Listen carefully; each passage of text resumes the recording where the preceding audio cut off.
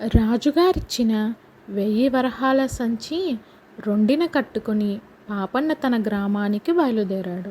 అతను ఒక కొండ పక్కగా పోతూ ఒక మలుపు తిరిగేసరికి చెట్టుకు ఉరిపోసుకు చావడానికి ప్రయత్నం చేస్తున్న ఒక యువకుడు అతనికి కనిపించాడు. చూడడానికి వాడు పెళ్ళికొడుకులాగా కొత్త బట్టలు కట్టుకుని ఉన్నాడు కూడా. పాపన్న అతని చేతిలో ఉన్న ఉచ్చు లాగేసుకుని చెట్టు కొమ్మకు కట్టి ఉన్న తాటిని ఒక్క గుంజు గుంజి తెచ్చి, "నీకేం కష్టం వచ్చింది? ఎందుకు చావాలనుకుంటున్నావు? నా వల్ల ఏమైనా సహాయం కావాలంటే చెప్పు, చేస్తాను" అని అన్నాడు. ఈ మాటలు విని ఆ యువకుడు, "నన్నెందుకు చావనిచ్చావు కావు? నేను బతికి ఉంటే అన్నీ కష్టాలే. కనీసం 100 వరహాలైనా లేంది నా మానం దక్కదు. నాకిప్పుడు 100 వరహాలు ఎవరిస్తారు? లోకంలో అటువంటి దాతలే ఉంటే నేను ఆత్మహత్య చేసుకునే పరిస్థితికి రాకనే పోను" అంటూ ఏడవనారంభించాడు. పాపన్న వాణ్ణి ఓదార్చి, "ఏడవకు, నీకు కావలసిన 100 వరహాలు నేనిస్తాను.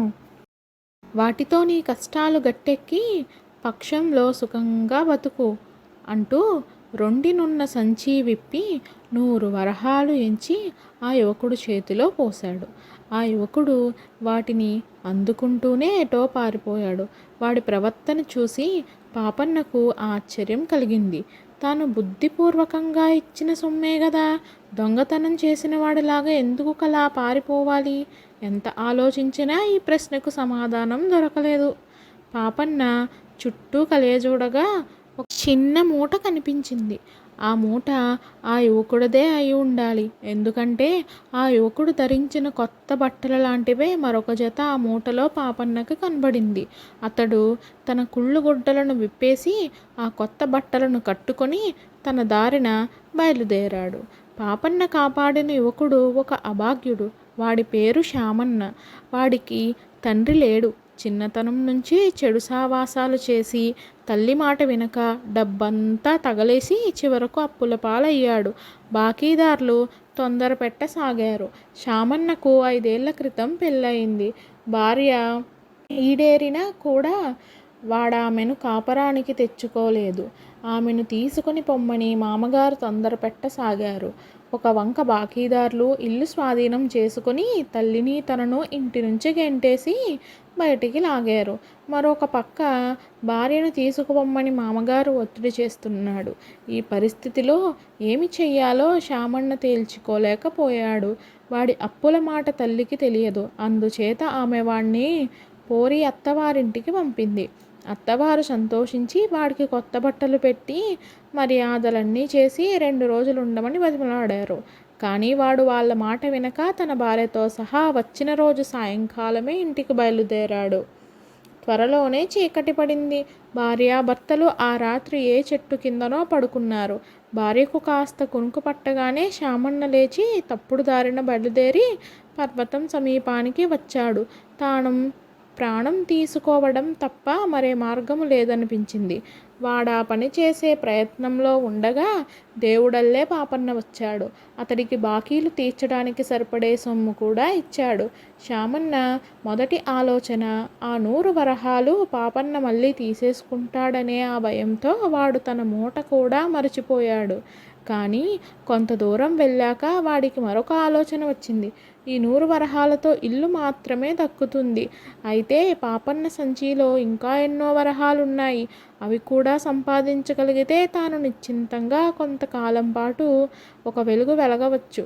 శామన్న పాపన్నను దొంగ దెబ్బ కొట్టి అతని వద్ద ఉన్న సంచి కాజేయ నిశ్చయించుకొని ఒక పెద్ద రాయి తీసుకొని పాపన్న వచ్చే దారిలో మాటు వేసి కూచున్నాడు. కొంతసేపు గడిచాక పాపన్న అటుగా వచ్చాడు. అతన్ని దాటిపోనిచ్చి వెనుకపాటున శామన్న పాపన్న తల మీద రాయితో బలంగా కొట్టాడు. పాపన్న స్పృహ తప్పిపోయాడు. శామన్న అతని రొండిన ఉన్న సంచి తీసుకొని దూరంగా వెళ్ళి ఒక రహస్య ప్రదేశంలో సంచి విప్పి వరహాలు ఎంచుకున్నాడు. అంత డబ్బు చేతికి రాగానే శామన్న మనస్థితి పూర్తిగా మారిపోయింది. ప్రాణం మీద మమత తిరిగి వచ్చింది. భార్య మీద ఎక్కడా లేని అభిమానము పుట్టుకొచ్చింది. తాను అది వరకు గడిపిన జీవితం మీద రోత కూడా పుట్టింది. ఇక నుంచి సన్మార్గంలో బతకాలని నిశ్చయించుకున్నాడు. తన భార్య ఏమై ఉంటుంది అనుకొని శ్యామన్న పుట్టింటికే తిరిగి వెళుతుందని నిశ్చయించుకున్నాడు. తన దగ్గర ఇప్పుడు పుష్కలంగా డబ్బు ఉన్నది కనుక పట్నం వెళ్ళి భార్యకు నగలు చీరలు కొనుక్కొని అత్తవారింటికి వెళ్ళి అక్కడ కొన్ని రోజులు సరదాగా గడిపి తర్వాత తన గ్రామం వెళ్ళడానికి నిశ్చయించుకున్నాడు. తెల్లవారినాక శ్యామన్న నగరం చేరుకున్నాడు. నగల వర్తకుడు దుకాణంలోకి వెళ్ళి నగలు బేరం చెయ్యసాగాడు. అయితే శ్యామన్న చేతిలో ఉన్న సంచిపై రాజముద్రలు ఉండడం గమనించిన నగల వర్తకుడు రహస్యంగా తన మనిషి ద్వారా రాజుగారికి కబురు పంపి నగలు చూపించే మిషమీద కబుర్లు చెబుతూ శ్యామన్నను చాలాసేపు దుకాణంలో కూర్చోబెట్టారు. చివరకు రాజభటులు వచ్చి శ్యామన్నను పట్టుకుని రాజుగారెదుట పెట్టారు. సంచిని రాజుగారు గుర్తించాడు. అందులో ఉన్న సొమ్ము ఎంచితే లెక్క ప్రకారం 1000 వరహాలున్నాయి. 1 వరహా ఖర్చు చేయడానికి కూడా శ్యామన్నకు అవకాశం దొరక్కపోయింది. నీకీ సంచి ఎలా వచ్చింది అని రాజుగారు అడిగితే శ్యామన్న ఎవరో దాత ఇచ్చాడని చెప్పాడు. ఎందుకిచ్చాడంటే చెప్పలేకపోయాడు. మీదే గ్రామం అని అడిగితే శ్యామన్న తన గ్రామం పేరు చెప్పక మరొక గ్రామం పేరు చెప్పాడు. ఆ గ్రామంలో వారిని గురించి ఏమీ చెప్పలేకపోయాడు. రాజుగారు అనుమానం మీద శ్యామన్నను ఖైదు చేయించి పాపన్న క్షేమంగా ఇల్లు చేరినది లేనిది తెలుసుకురమ్మని భటులను పాపన్న ఇంటికి పంపాడు. ఈ లోపల అక్కడ శ్యామన్న భార్య పద్మ తన భర్త లేచి వెళ్ళిపోయిన కొద్దిసేపటికే నిద్రలేచింది. తన భర్త తనను ఒంటరిగా వదిలి ఎటో వెళ్ళిపోయాడని నిశ్చయించుకున్నాక ఆమె శ్యామన్న ఊహించినట్టు పుట్టింటికి పోలేదు. అత్తవారింటికి వెళ్ళిపోవాలని ఆమె చాలా కాలంగా తహతహలాడుతున్న మనిషి. అందువలన పుట్టింటికి తిరిగి వెళితే అందరూ నీ భర్త ఏమయ్యాడు అని అడుగుతారన్న లజ్జతోనూ పద్మ ముందుకే సాగింది. ఎవరినైనా అడిగి దారి తెలుసుకుంటూ అత్తవారి ఊరు వెళ్ళిపోవాలనేది ఆమె ఉద్దేశం. చాలాసేపు నడిచి ఆమె పాపన్న పడి ఉన్న చోటికి వచ్చింది. అతను ధరించిన బట్టలను తన భర్తను తన వాళ్ళు పెట్టినవే కావడం చేత ఆ పడి ఉన్నది తన భర్తే అనుకున్నది. అదీగాక ఆమె ఇంతవరకు భర్త ముఖం ఎలా ఉంటుందో సరిగ్గా ఎరగదు. తన భర్తను ఎవరో కొట్టారని దుర్దాపడుతూ ఆమె పాపన్నకు శైత్యోపచారాలు చేయసాగింది. పాపన్న త్వరలోనే తేరి కూర్చున్నాడు. తల వెనుక భాగం తడివి చూసుకుంటే బొప్పి కట్టి ఉన్నది. అసలే దృఢమైన మనిషి కనుక దాన్ని అతడు లక్ష్య పెట్టలేదు. అతను పద్మను చూసి ఎవరో ఈ మనిషి అనుకున్నాడు. అతనికి స్పృహ రాగానే పద్మ దూరంగా వెళ్ళి తల వంచుకొని నిలబడడం చేత ఆమె తనకు శైత్యోపచారాలు చేసిన సంగతి కూడా పాపన్న ఎరగడు. అతడు తన సంచి కోసం తడువుకొని నన్ను కొట్టి దొంగలెవరో నా సంచి ఎత్తుకుపోయారు అన్నాడు. పద్మ మాట్లాడలేదు. పాపన్న జరిగిన దానికి చింతించే రకం కాదు. అతడు లేచి బట్టలు దులుపుకొని తన దారిని తాను స్వగ్రామానికేసి బయలుదేరాడు. పద్మ అతనికి కొంచెం వెనుకగా మౌనంగా నడవసాగింది. ఈ సంగతి గమనించిన పాపన్న వెనక్కు తిరిగి, ఏమమ్మా, ఎవరు నీవు? నీకు తోడెవరు లేరా? ఎక్కడికి పోతున్నావు? అవసరమైతే నేను నిన్ను నీవు పోవలసిన చోట వదిలి నా దారిన నేను పోతాను. పరోపకారం చెయ్యమని మా గురువుగారు నాకు బోధించారు అని అన్నాడు. అతని మాటలు విని పద్మ దొంగలు కొట్టిన దెబ్బతో తన భర్తకు మతి చెడిందనుకొని, మీరు తప్ప నాకెవరున్నారు? నేనెక్కడికి పోగలను? మీరెక్కడికి పోతే నేను అక్కడికి పోవలసిన దాన్నే అన్నది. ఈ మాటల అంతరార్థం పాపన్నకు తెలియలేదు. అయినా అతను నిస్సంకోచంగా, అయితే నేను మా ఇంటికే పోతున్నాను, నా వెంట వచ్చేయి. మా అమ్మ నీ సంగతి అంతా చక్కగా విచారిస్తుంది అన్నాడు. ఈ మాటలు విని పద్మ ఎంతో సంబరపడింది. ఇద్దరూ పాపన్న ఇంటికి చేరుకున్నారు. పాపన్న కోసం అతని తల్లి ఎంతో ఆదుర్దాగా వేచి ఉన్నది. ఆమె పాపన్నకు చాటుకు పిలుచుకుపోయి ముందుగా పద్మ విషయం అడిగింది. ఈమె ఎవరో నాకు తెలియదమ్మా, దారిలో కలిసింది, ఒంటరిదిలాగుంది, నా వెంటపడి వచ్చింది, దిక్కులేని మనిషి కాబోలని వెంట తెచ్చుకున్నాను. నేను ఏదన్నా అడిగితే సరిగ్గా చెప్పడానికి సిగ్గుపడి తల వంచుకుంటున్నది. నీవే ఆమె విషయం విచారించు, చేతనైన సహాయం చేద్దాం అన్నాడు పాపన్న. తర్వాత అతను తల్లికి తన చదువు గురించి, రాజకుమారుణ్ణి రక్షించడం గురించి, రాజుగారు చేసిన సన్మానం గురించి, ఇంటికి వస్తుండగా ఆత్మహత్యా ప్రయత్నంలో ఉండిన యువకుణ్ణి గురించి, తరువాత తనను దారిలో దొంగలు కొట్టి వరహాల సంచి కాజేయడం గురించి సవిస్తరంగా చెప్పాడు. ఇదంతా పక్కన ఉండి వింటున్న పద్మకు 2 విషయాలు స్పష్టంగా తెలిసిపోయాయి. ఈ పాపన్న తన భర్త కాడు.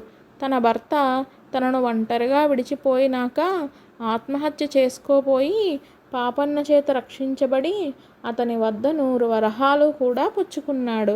ఆ తర్వాత తన భర్త ఏమయ్యాడో ఆమె ఏమాత్రం ఊహించలేకపోయింది. ఇంతలోనే రాజభటులు వచ్చి చేరారు. ఒక యువకుడు 1000 వరహాలు రాజముద్రలు గల సంచితో పట్టుబడ్డారని వారు పాపన్నతో చెప్పారు. పాపన్న తన సంచి పోయిన సంగతి వారితో చెప్పి, అందులో 900 వరహాలే ఉండాలి. రాజుగారు నాకు ఇచ్చిన 1000లో ఒక 100 వరహాలు ఒక అభాగ్యుడికి ఇచ్చాను అన్నాడు. అతని సంచి నుంచి తీసి తాను కట్టుకున్న కొత్త బట్టలు కూడా రాజభటులకు చూపించారు. దొరికిన దొంగ కూడా అలాంటి బట్టలే కట్టుకొని ఉన్నాడని రాజభటులు చెప్పారు.